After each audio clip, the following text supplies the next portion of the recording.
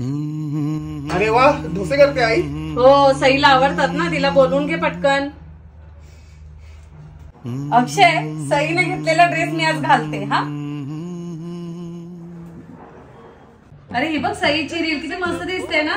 किती दिवस झाले ती आली नाही, तिला फोन लावणार घे इथं. आई आम्ही आता नाही बोलत, सगळं संपलंय.